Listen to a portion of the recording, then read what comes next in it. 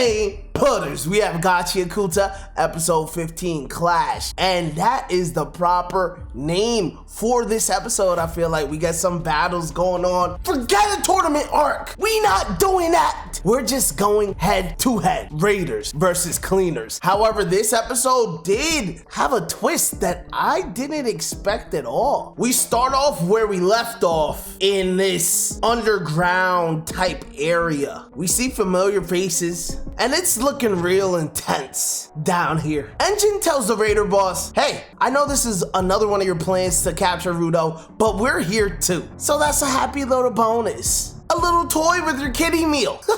But there's something about the Raider boss that is very striking to me in this episode. He is a well-prepared man because he unleashes a trash trap that sends all the Cleaners going in various directions. So now I'm over here like, yo, that's it. They already won easily just off the Raider boss being prepared, because now all the Raiders, including the boss himself, who held on to Rudo while everybody slipped into the trash, is just here. But portals open. This is another surprise to me because I thought there was only one portal that could be opened. But 4 or 5 portals open and each of the Raiders enter respective portals. And of course, Jabber, as he goes into his portal, he gotta say something like, yo, we're gonna go play with your friends. You be nice and play with the boss. Jabber is truly something else, but we'll get to him. This part of the episode right here, I had no idea how it was gonna unfold. I'd assume the Raider boss has power. Rudo's very new to being a giver, so I'm thinking, how is he gonna match up against this guy? But instead of giving Rudo a beatdown and truly capturing him, he offers him a chance to team up and take the sphere down. The Raider boss introduced himself as Zodal Typhon. Very fire name. Intense, it feels like. Matching the look on his face, he has such a look of intensity. Rudo right now is being pretty cautious because I kind of expected him to just charge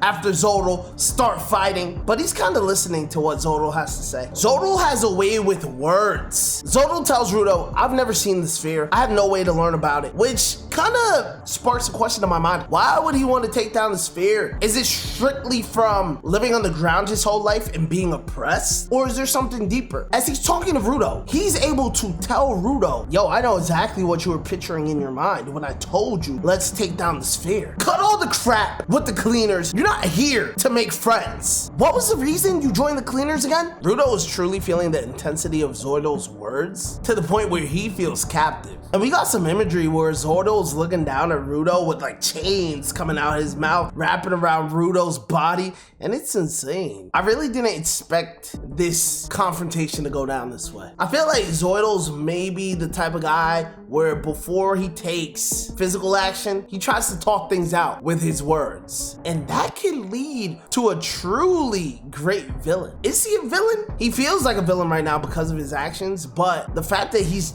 talking strays away from that. I'm looking forward to seeing more of his viewpoints and talking points. So this episode's kind of all over the place, but I really enjoy it, showing what happened to each Cleaner and where they ended up. So I'll go about it from who got the least screen time to the most screen time. Firstly, we have Gachiakuta, who it seems she does not have any opponent. She's kind of just by herself. She sees a cockroach and she's like, oh my god, a cockroach. My max pain prediction for her is that she'll end up giving somebody support. Somebody's gonna maybe not be able to win their battle, but we have an extra. She's our extra right now. Next, we have Bro and Deer, who analyze the situation of where they're at. They're in a cave type area, underground. We spoke about this before. They confirm it. Well, the Raider they're going against confirms it, who looks like an older guy with a serious look. Very interested to see how that fight plays out. I'm very interested to see Team Child's powers in general. We have Engine, who's kind of just chilling, telling his opponent, yo, pull up. And his opponent's just hiding, like,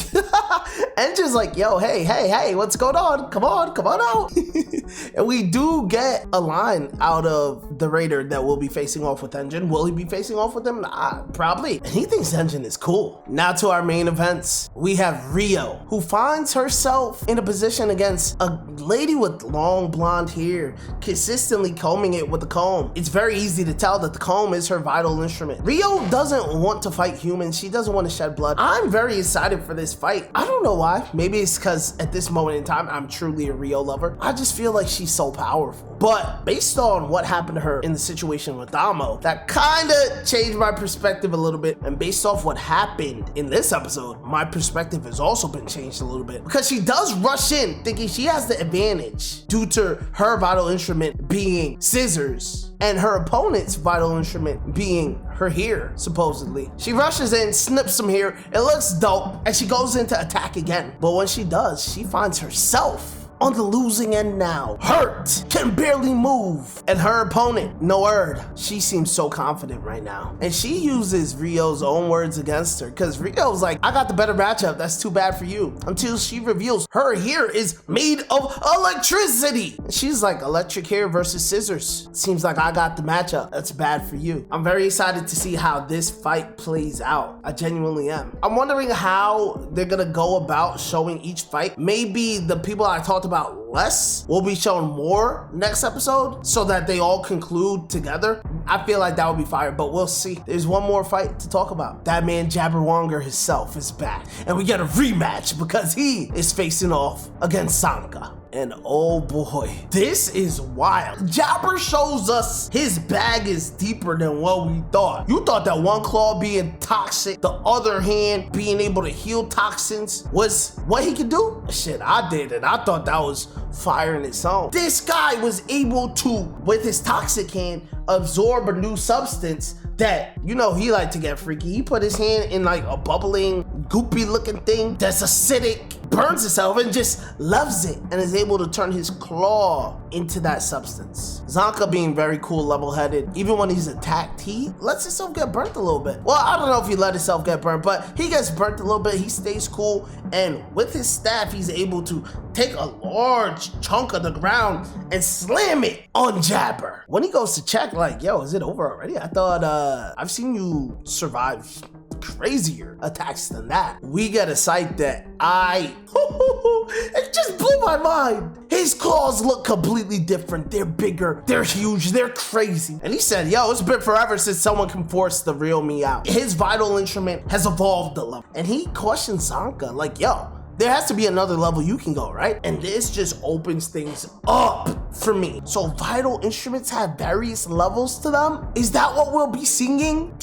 I gotta put this episode in S tier. Beautiful action. Mysteries are upon us. What Zoidal? I want to hear more out of him. Mysteries are upon us with this power system. Because what the hell is this, Jabber? And how is Zanka gonna get out of this situation? He already lost. He did get sneaked, but he lost the first time when Jabber was in his base form. So we'll see. And now let me see what you guys had to say about last episode. I'm seeing we have some new paid putters in the comments. Hello and welcome, guys. How are you doing? The Doom song. Gachiakuta keeps getting better and better. Subbed. Thank you so much for the sub. I appreciate you and welcome. Snorlax dreams of your mom. What a name. W video, thank you, bro. Hope to see you in the comments, bro. I appreciate you. Manga Mayhem, what's happening? Hey, brother, your Gachiakuta videos are absolute gas. Don't change, keep being you. Thank you so much, brother. At the end, everyone was looking super tough, except Jabber, who was smiling and biting his lip like the crazy masochist he is. Boy, ain't that Jabber in your PFP? Yo, Jabber honestly might be the MVP of this episode. He's the first one to show us an advanced vital instrument. Ooh, I didn't even think of it. Hopefully we gonna get backstories for the Raiders, because I am curious. I am someone that enjoys lore of what Jabber's story is. I feel like there's something sad about it. Blue Roses, hello. For clarification, Bones is the animation studio that is animating Gachiakuta. Yo, Blue Roses, thank you for that information. I think I learned recently when I was scrolling Twitter, Bones is also responsible for animating the new season of My Hero. If that's true, they are really crushing it. To Lily Strix. Did I say your name right? I think I did. What's going on? Just found your channel and Gachiakuta videos. Gachiakuta is my favorite anime and ongoing manga right now. Subbed. Yo, thank you. Thank you, Lily. I appreciate it. How did you find me? Did somebody tell you about me? Or did you, was my shit recommended? Menopausal woman on manga. That is, I would never think I see those words combined to create one username. Hello and welcome. It's good to see you. My bestie Lovely Legit Trash told me about your channel and I had to sub. I cannot get enough Gachiakuta content. Thank you for the fabulous video, hun. Yo, menopausal. Thank you for pulling up. Shout out Lovely Legit. Love you guys. I appreciate you guys. This journey together is lit right now. Jedi, what's going on? I look forward to your Gachiakuta video every week. Thank you for showing Gachiakuta so much love. You should definitely react to the opening and ending. There's so much symbolism and theory crafting to be had. Yo, there was so much theory crafting and symbolism in that I had to cut the video short because I could have been there for an hour. No cap, I might have to just make a dedicated long ass video about everything I saw outside of the reaction. Jedi, if you're watching this, you probably saw the reaction already, but if you didn't, it's gonna be out. I appreciate you so much. Where's Weird? What's happening? You're like, you know how Rudo's gloves are 3R? You're like 3W. That's what I think when I see your name sometimes.